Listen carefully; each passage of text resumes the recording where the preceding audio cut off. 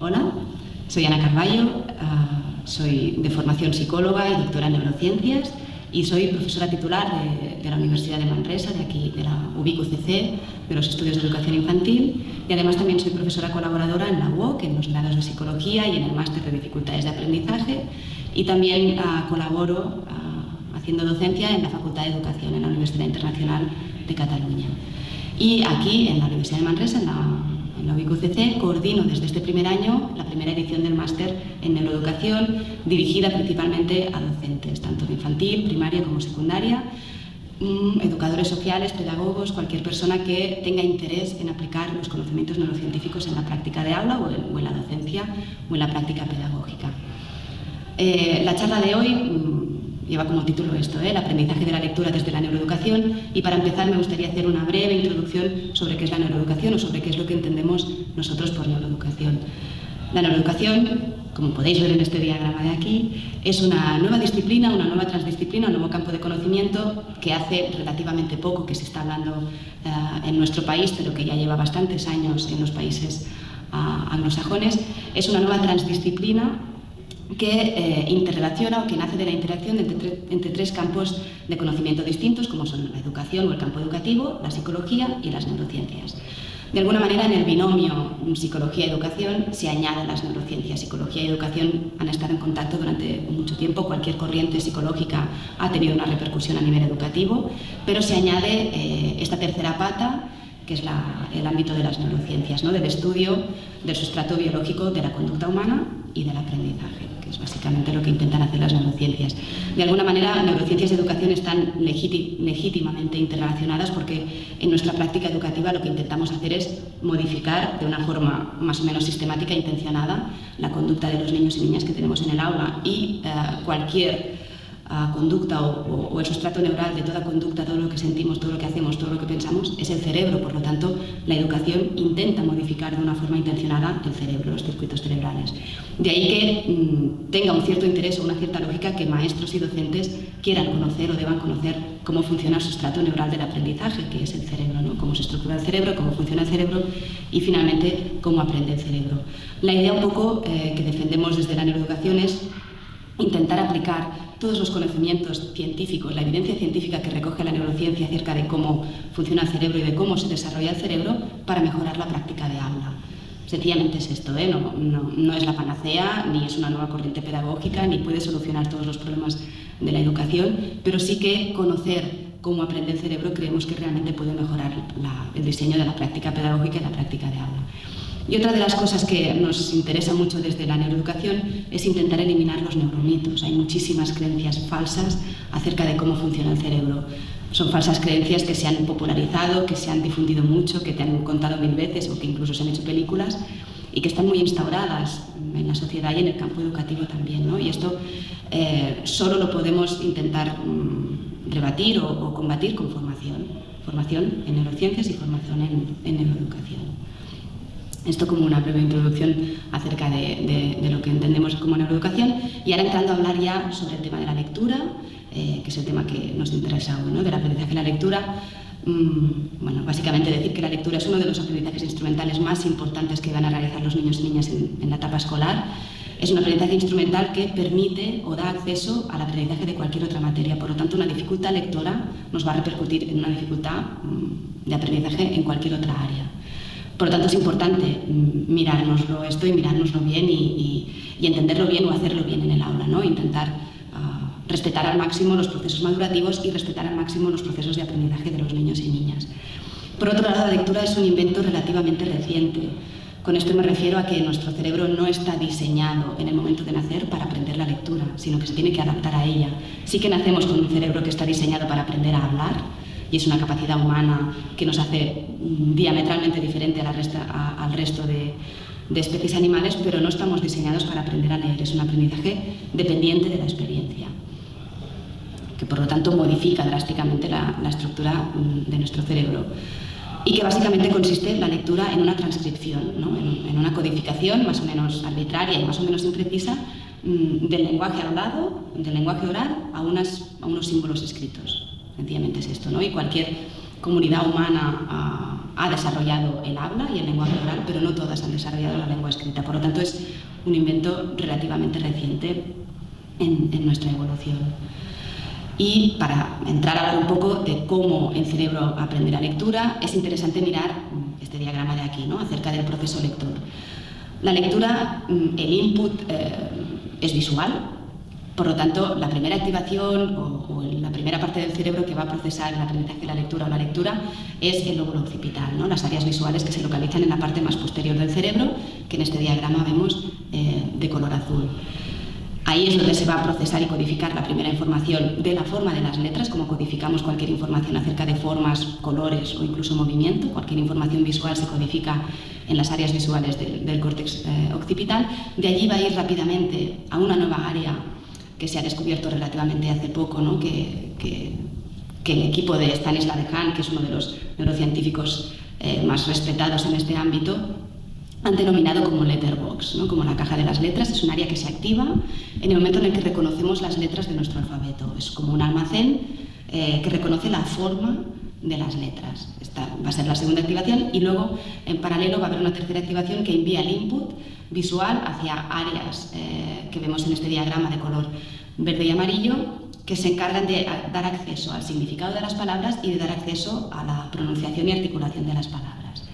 Y este es el proceso lector. Es un proceso que influye o que recluta muchísimas áreas. Es una red muy extensa, muy compleja, casi toda lateralizada en el hemisferio izquierdo. El lenguaje es una de las funciones cognitivas que está más lateralizada a nivel cerebral, aunque tenemos que tener presente siempre que el cerebro funciona como un todo, ¿eh? Tenemos millones de fibras que conectan los dos hemisferios cerebrales y por tanto no podemos separar las funciones como si fueran en cajones, sino que siempre, aunque haya una lateralización de funciones como en el caso del lenguaje, siempre hay pues un trabajo conjunto y global de todo el cerebro.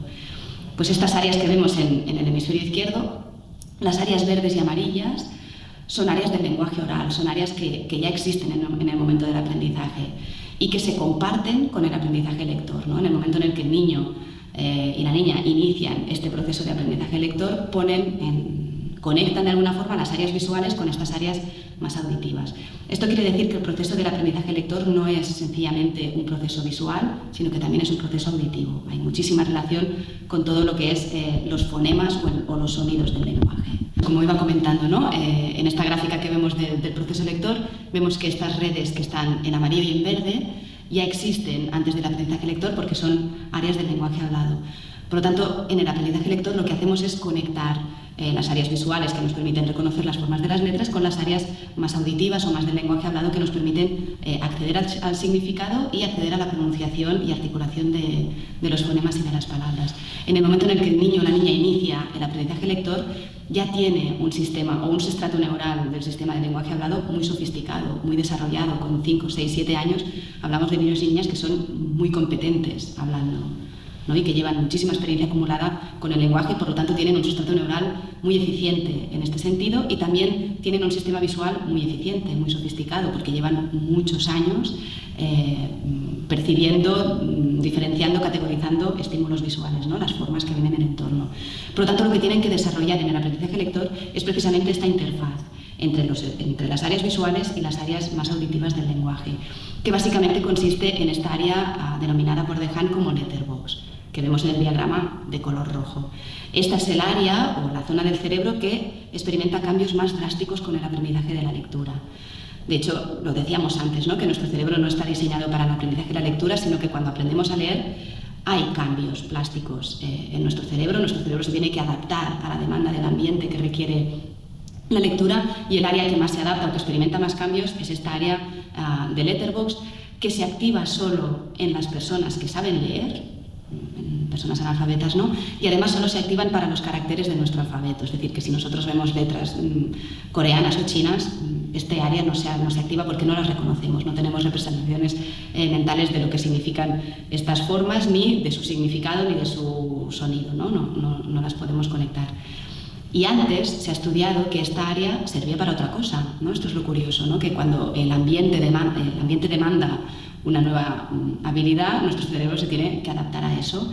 Este área se ha observado antes del aprendizaje lector y también en otros primates, que responde sobre todo a las caras, al reconocimiento de objetos y sobre todo reconocimiento de caras. Cuando iniciamos el proceso de aprendizaje lector, esta área empieza a responder más al reconocimiento de letras y empieza a responder menos al reconocimiento de caras, hasta que llega un momento que el reconocimiento de caras se lateraliza al hemisferio derecho, ¿no? y se hace otra simetría cerebral, ¿no? Hay una cierta competencia, la nueva función cognitiva tiene que encontrar su sitio en la corteza cerebral y lo que hace es pues desplazar una función hacia otro lado. Esto es fantástico, ¿no? Esto es la reorganización y la capacidad plástica que tiene un cerebro humano, que no es comparable a la de ninguna otra especie humana, que se puede adaptar, readaptar, construirse y reconstruirse a sí mismo en función de las demandas del entorno. Y cuando hablamos de demandas del entorno, básicamente hablamos de aprendizaje, de experiencias de aprendizaje. Este es el área que tiene mayores cambios, pero también las áreas visuales más primarias se especializan en el reconocimiento de las letras, se hacen más precisas. También las áreas de representación fonémica también ganan. El hecho de aprender las grafías, por decirlo así, ayuda a la discriminación fonética, y esto es otro cambio plástico. Y también aumentan las conexiones, ¿no? Se proyecta desde estas áreas de las letras hacia los fonemas. Y estos son cambios neuroanatómicos, cambia la arquitectura del cerebro. Estas conexiones no existían antes del aprendizaje lector y después del aprendizaje lector sí. Por lo tanto, el aprendizaje de la lectura cambia dramáticamente, por decirlo así, el cerebro humano, ¿no? El cerebro del niño o de la niña. Ahora quisiera hablar un poco sobre el cuándo, ¿no? El cuándo es una de las grandes preguntas que nos hacemos siempre o que nos hacen siempre en las formaciones. ¿Cuándo los niños y niñas tienen que aprender a leer? ¿Cuándo es demasiado pronto? ¿Cuándo es demasiado tarde? Yo me atrevería a decir que demasiado tarde no es nunca. El aprendizaje lector lo podemos realizar a cualquier edad. Nuestro cerebro sigue siendo plástico, no hay un periodo crítico como en el desarrollo del lenguaje hablado, que sí lo hay, ¿no? Pero el aprendizaje de la lectura no hay un periodo crítico. Si no lo he aprendido a cierta edad, lo puedo aprender a cualquier edad. Evidentemente el cerebro va a ser menos plástico y va a ser un aprendizaje más lento, pero el aprendizaje lo voy a poder llevar a cabo igual. O sea, por lo tanto, cuanto más tarde no sería un problema, y cuanto antes sí que hay cierta controversia con este tema, porque muchas veces hay presiones sociales, ¿no? Que cuanto antes mejor, y yo quiero que si el niño del vecino ya lee a los 4 años o a los 5 años, porque el mío no, ¿no? Y hay ciertas presiones hacia las escuelas con esto. La verdad es que a nivel científico y de evidencia empírica nos faltan datos, no tenemos muchos datos. Sí que sabemos que a nivel del neurodesarrollo el cerebro sigue siendo inmaduro durante mucho tiempo, ¿no? Esto, el aprendizaje lector o cuándo nos lleva a hablar del neurodesarrollo. Nuestro cerebro en el momento de nacer está completamente inmaduro, hay mucho por hacer aún. Nacemos muy inmaduros, muy prematuros. Hay autores que incluso afirman que seguimos siendo fetos el primer año de vida, que tenemos un nacimiento que es muy prematuro. Esto se debe a cuestiones de desarrollo filogenético, de que nos creció la cabeza y se nos hizo la piel muy estrecha y por lo tanto tenemos que nacer en ese momento, porque si no, no pasaríamos por el canal del parto, y esto nos proporciona una inmadurez que no tiene ninguna otra especie animal. Esto, por un lado, puede parecer un problema a nivel evolutivo, porque dependemos de los adultos de la especie durante muchísimos años, ya no digo cuántos, pero esto es un problema, ¿no? Realmente la tribu se tiene que organizar durante muchos años para que las crías sobrevivan. Pero por otro lado, nos proporciona una plasticidad y una capacidad de aprendizaje que el resto de especies animales no tienen, ¿no? Y por eso esto nos ha puesto arriba del todo de la escala evolutiva. Pues el tema del neurodesarrollo es un tema muy interesante, que desde la neuroeducación nos lo miramos mucho. El neurodesarrollo, la maduración del cerebro, no se da de una forma igual en todas las partes del cerebro, sino que hay una relación jerárquica. Primero se desarrollan aquellas áreas del cerebro que son más básicas, más a nivel sensorio-motor, como podemos ver en este gráfico, que son las que nos permiten establecer contacto con el exterior, ¿no? Áreas sensoriomotrices, que se dan los primeros meses y primer 1 o 2 años de vida. Después maduran las áreas multisensoriales o de integración sensorial que decimos, que permiten, por ejemplo, la aparición del lenguaje. Esta sería la segunda línea que vemos en el gráfico, y la tercera ya se refiere a funciones cognitivas superiores que dependen de corteza prefrontal y que ya tardan mucho más en madurar. Esta segunda área, esta segunda curva, que es la que nos permitiría hablar un poco de cuándo las áreas del aprendizaje lector están más o menos maduras, acaba hacia los 6, 7, 8 años, ¿no? Esto sería una idea, ¿no? Que realmente estas áreas que hemos visto en el diagrama de Dehaene no acaban de madurar hasta los 8, 7, 8 años. Por lo tanto, tendríamos una cierta base empírica para decir que el aprendizaje de la lectura puede esperar hasta los 7 años, ¿no? No habría excesiva prisa, y así lo hacen muchos países, ¿no? Finlandia, Suiza, no empiezan realmente el aprendizaje de la lectoescritura de una forma sistemática hasta más adelante. Pero también se dan casos de niños y niñas que con 4 o 5 años aprenden de forma espontánea la lectura y no parece que haya ningún daño neurológico por haberlo hecho antes. Por lo tanto, no es que tengamos la evidencia empírica para decir hay que hacerlo a esta edad. Tampoco parece que tengamos datos que nos permitan decir si lo hacemos antes producimos un daño neurológico. Yo no creo que haya ningún daño a nivel neurológico. Lo que sí que puede haber un daño es a nivel motivacional. Que el niño o la niña que no está preparado para aprender la lectura se le obligue a hacerlo de una forma sistemática. Esto puede tener efectos contraproducentes en este sentido, ¿no? Porque me piden una cosa para la que no estoy preparada, por lo tanto para mí es un aprendizaje que es frustrante, ¿no? Y acumulo muchas experiencias estresantes o emociones negativas relacionadas con este proceso de aprendizaje, que esto me lo voy a llevar, ¿no? Esto sí que puede repercutir realmente en la experiencia de aprendizaje. Nosotros desde el campo de la neuroeducación siempre decimos que tenemos que esforzarnos para que las experiencias de aprendizaje sean emocionalmente positivas, emocionalmente sanas, ¿no? Y que no generen estrés. El estrés sería uno de los peores enemigos para el aprendizaje a nivel del cerebro. Por lo tanto, ¿cuándo debemos empezar a hacerlo? Yo siempre digo lo mismo, no sé si es de ayuda o no, pero para mí es clave cuando el niño o la niña tiene interés por la lectura, porque la letra impresa está en todos los sitios, están en los carteles, en los periódicos, en la tele, en lo que lee el papá, lo que lee la mamá. La letra impresa es universal, está en cualquier lado, y el momento en el que el niño o la niña quiere empezar a saber qué pone ahí es el momento clave, porque la motivación la vas a asegurar, ¿no? Realmente la curiosidad va a estar ahí, la atención va a estar ahí, la concentración va a estar ahí, la emoción va a estar ahí. Si yo, como profesor, como maestro, decido ahora toca empezar a hacer esto, aunque el niño o la niña no tenga interés en ello, es un punto de partida, desde nuestro punto de vista, erróneo, ¿no? No va a garantizar que este aprendizaje se dé. Esto a nivel de aula, ¿cómo lo gestionamos?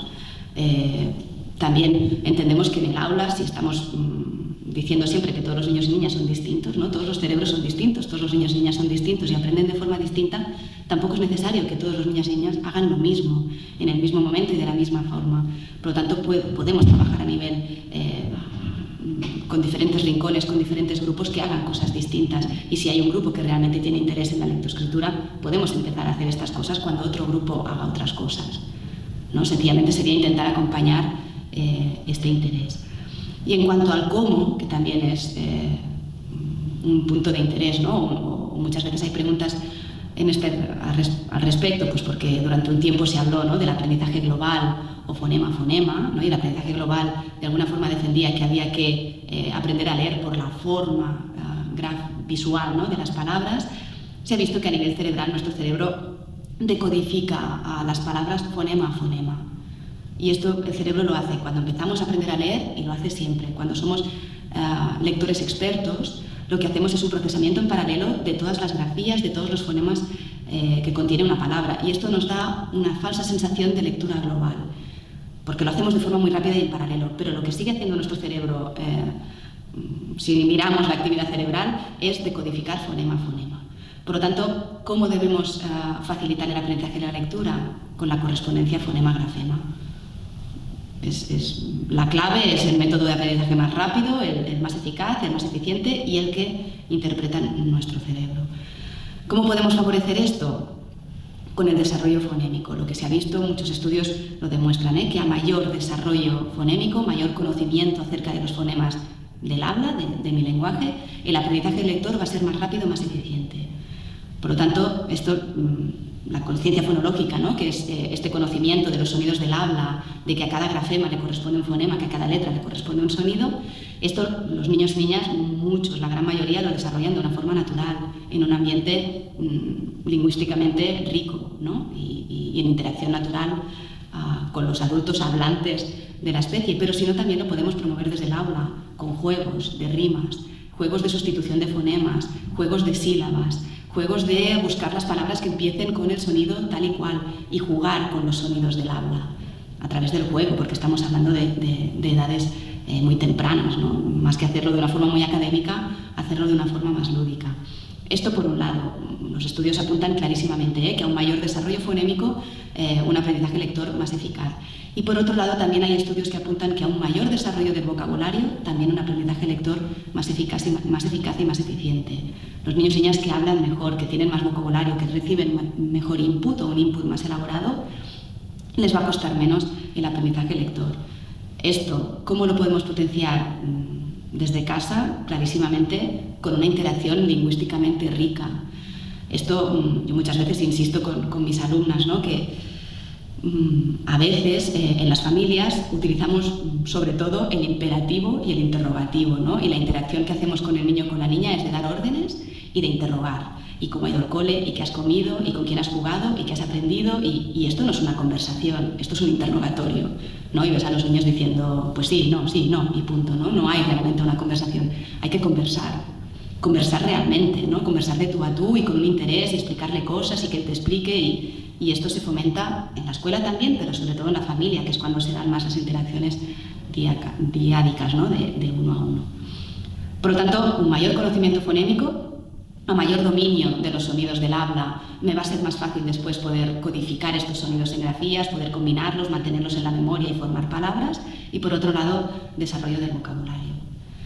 Estos serían los consejos principales o algunas de las ideas principales para promover el aprendizaje lector desde el aula. Luego, a nivel de neuroeducación, hay muchísimos estudios que hablan de otros factores, como puede ser el ejercicio físico, ¿no? La importancia del ejercicio físico redunda y revierte en cualquier tipo de aprendizaje, no solo el aprendizaje lector. El hecho de que nos movamos, de que estemos en movimiento, nuestro cerebro está diseñado para aprender de una forma activa, y cuando estamos sentados de forma pasiva, nuestro cerebro aprende de una forma pasiva. Por lo tanto, no es la mejor práctica pedagógica. Por otro lado, porque tampoco estamos diseñados para estar sedentarios, ¿no? Somos el mismo Homo sapiens sapiens que vivía en las cuevas, seguimos siendo los cazadores-recolectores, el entorno sociocultural ha cambiado mucho, pero nuestro diseño evolutivo no. Por lo tanto, estamos diseñados para estar en movimiento, para caminar 10-15 kilómetros para ir a cazar, y nos encontramos con niños y niñas, ya no digo los adultos tampoco, pero niños y niñas a los que obligamos a estar muchas horas sentados, y esto no respeta su diseño evolutivo ni su diseño cerebral, ¿no? También es importante el tema del sueño, ¿no? De dormir la cantidad y la calidad necesaria para poder consolidar los aprendizajes que hemos hecho durante el día. El sueño, el dormir, prepara a nuestro cerebro para el aprendizaje que va a venir, para estar más atentos, más concentrados y el funcionamiento cognitivo sea más efectivo. Y por otro lado, porque cuando estamos durmiendo nuestro cerebro no está pasivo, sino que está muy activo, no está durmiendo, está consolidando todos aquellos aprendizajes que hemos realizado durante el día. También hay muchos estudios que hablan de la alimentación, de la calidad de lo que comemos, cómo influye en la estructura física de nuestro cerebro. Y esto lo sabemos todos y todas. ¿Qué es lo que no tenemos que comer? Pues la comida basura, ¿no? Los productos procesados, ultraprocesados, la bollería industrial, bueno, es que esto ya sería como entrar en otro tema, pero es que realmente importa, ¿no? Y la calidad de los alimentos influye en nuestra capacidad atencional, la concentración, en nuestro estado de ánimo, y esto evidentemente redunda también en el aprendizaje, ¿no? En el funcionamiento del cerebro. Otra cosa que tenemos que tener muy en cuenta, por ejemplo, es que tenemos un cerebro que está diseñado eminentemente para la interacción social. Tenemos un cerebro que es muy racional, que es muy emocional, pero que también es muy social, y hemos evolucionado como especie en interacción con otros congéneres, ¿no? Y por eso también hemos podido progresar mucho, porque a nivel de especie tampoco somos gran cosa, no somos ni muy fuertes ni muy rápidos, pero sí que podemos cooperar y colaborar, sobre todo gracias al lenguaje. Pues es fácil pensar que este diseño evolutivo también se tenga que dar en las aulas, ¿no? Y que estemos diseñados para aprender más y mejor en grupo, de forma colaborativa, de forma cooperativa, y no cada niño y niña solo sentado delante de su libro o delante de su ficha, haciendo las cosas de forma individual, ¿no? Cuando estamos en interacción social, además, segregamos muchas sustancias a nivel neuroquímico que ayudan al bienestar y a la cohesión social, la cohesión del grupo, sentirme parte del grupo. Esto es una herramienta que debemos utilizar en las aulas del aprendizaje cooperativo, colaborativo, en grupo. También a nivel de contagio emocional, ¿no? El maestro o la maestra que comunica emociones es el que transmite más, es el que ayuda más al aprendizaje, por lo que decíamos antes también de la importancia de las emociones positivas relacionadas al aprendizaje, ¿no? Y esto, llevado al terreno de la lectura, necesitamos adultos y adultas, personas adultas que disfruten mucho de la lectura y que esto los niños y las niñas lo vean, ¿no? Si en casa no leemos, no podemos pretender que los niños y niñas lean. En cambio, si en casa disfrutamos con la lectura, vamos a las bibliotecas, leemos juntos, esto promueve evidentemente el aprendizaje lector, y la motivación a nivel cerebral es un multiplicador del aprendizaje. Por lo tanto, tenemos que entrar por ahí. Es la única manera que podemos garantizar que realmente el aprendizaje vaya a tener un sentido, ¿no? Cuando es deseado, cuando es autoiniciado, automotivado, cuando nace de uno mismo, cuando nace de la curiosidad, cuando nace de querer hacer lo que hace el mayor, y esto lo podemos controlar. Bueno, como comentábamos antes, volviendo a la idea del proceso lector, ¿no? De cómo el cerebro aprende a leer, destacábamos esto, ¿no? Que realmente el aprendizaje lector pasa por una estimulación visual, un reconocimiento de las formas de las letras, y esto comunica con la articulación o con la pronunciación de estos fonemas, de estas palabras, y con el acceso al significado. En este sentido, la mejor manera para facilitar que el cerebro aprenda la lectura es facilitando esta correspondencia grafema-fonema, grafía, sonido, ¿no? Letra-sonido. Por lo tanto, las aproximaciones metodológicas que pretenden un aprendizaje más memorístico, más visual, más centrado en las palabras completas, como pueden ser la práctica de los bits de inteligencia, no sería o no parecería lo más indicado para el cerebro que aprende a leer.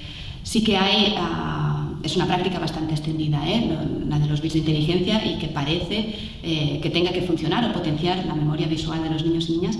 Realmente, desde las neurociencias y desde la neuroeducación, sabemos que no hay una evidencia científica de esto, no está certificado ni está demostrado por ningún estudio, y los estudios recientes acerca de la actividad cerebral en el proceso lector apuntan hacia otra manera de aprender la lectura, ¿no? Por lo tanto, no parecería, o desde mi punto de vista, no sería una práctica indicada para favorecer este tipo de aprendizaje lector. Y volviendo un poco a la idea también del movimiento que decíamos antes, ¿no? De no tener que aprender sentados de una forma pasiva en la silla, esto pasa muchas veces por también replantear la dinámica de aula, ¿no? Y que el protagonista de la situación enseñanza-aprendizaje no sea el maestro y la maestra, sino que sean los niños y niñas, porque tenemos un cerebro que es muy plástico, que está diseñado para aprender y para hacerlo toda la vida, pero está diseñado para aprender de una forma activa. Y sentarse y escuchar es lo más pasivo que puede hacer nuestro cerebro. Y esto tenemos muchos estudios que lo demuestran, ¿eh? Estar sentado, quieto, escuchando es muy pasivo, ¿no? El cerebro está muy poco activo. Cuando estamos en movimiento, hablando, compartiendo, comparando, actuando, nuestro cerebro está activo. Y es aquí cuando el aprendizaje entra de una forma más relevante, ¿no? Esto está muy claro. Esto cuesta en algunos casos porque venimos de una tradición escolar en la que el maestro enseña, ¿no? Y transmite información, y el alumno o la alumna recibe de una forma pasiva, ¿no? Como que vamos llenando su cabeza con ideas. Y esto pasa también por cambiar toda la dinámica del aula, ¿no? Y que los protagonistas sean ellos. Por ejemplo, hay una cosa que está muy estudiada en el campo de las neurociencias y de la neuroeducación, que son los procesos atencionales. Nosotros tenemos una capacidad atencional muy limitada. Nos parece que no, nos parece que nos enteramos de todo y que lo vemos todo y que nada se nos pasa por alto, pero realmente tenemos un foco atencional muy estrecho, muy limitado. Cuando yo estoy focalizando mi atención, difumino un montón de información que no es relevante, ¿no? Y estoy haciendo un control inhibitorio continuo de estos estímulos que son irrelevantes para concentrarme en aquello que a mí me interesa. Cuando esto lo hacemos de una forma exógena, es decir, que hay un maestro o que hay un conferenciante o que hay una fuente externa que demanda mi atención, esto es una atención exógena porque viene de fuera, que requiere mucha demanda cognitiva, es decir, que me produce mucho desgaste, es muy cansado a nivel cognitivo atender a algo que viene de fuera. Hablamos en adultos de unos ciclos atencionales de 40 a 45 minutos, no más.